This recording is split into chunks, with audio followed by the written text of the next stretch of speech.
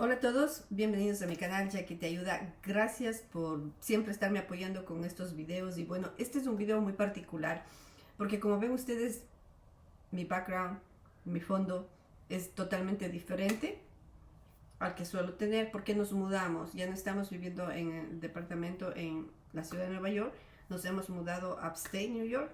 Y bueno, ha sido una aventura, pero una aventura que hemos estado disfrutando también con la ayuda de la familia. Y bueno, un proceso muy bonito se puede decir, hasta traer todas las cosas acá. Y tristemente no tengo videos de eso, creo que no, pero si tengo los subiré. Pero el punto es de que hemos empezado a limpiar la casa y había bastante polvo porque estaba vacía.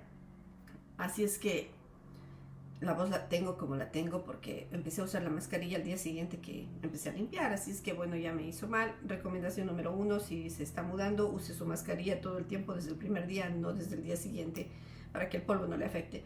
Y bueno, en otro asunto, yo empecé a limpiar las persianas una por una, como usualmente pensé que era la forma práctica. Pero los chicos tomaron una decisión muy sabia y sacaron las persianas y las lavaron en la bañera. Entonces yo dije, ¿por qué no compartir esto? Porque vi los resultados excelentes, las persianas quedaron como nuevecitas. Y lo que habían utilizado era jabón de lavar la ropa, la bañera y también una esponja de cocina para restregar. Y bueno, les quedó maravilloso el trabajo. Muchas gracias a todos a los involucrados para ayudarme con este asunto de las persianas. Gracias familia, les quiero y les amo. Y bueno, ahora sí voy a compartir con ustedes el video de los chicos limpiando las persianas y qué buen trabajo. Espero que también les sirva a ustedes este tip. Gracias por ver el video, gracias por suscribirse al canal, gracias por su tiempo. Hello everyone, I hope everyone's doing great. Thank you so much for watching my videos. I have a lot of news to share with you. One of them is that we just moved from New York City to upstate New York. So I wanted to share with you a very practical video about how to clean the blinds. I started cleaning them one by one, but the boys had a great idea and they took out the blinds and washed them in the shower.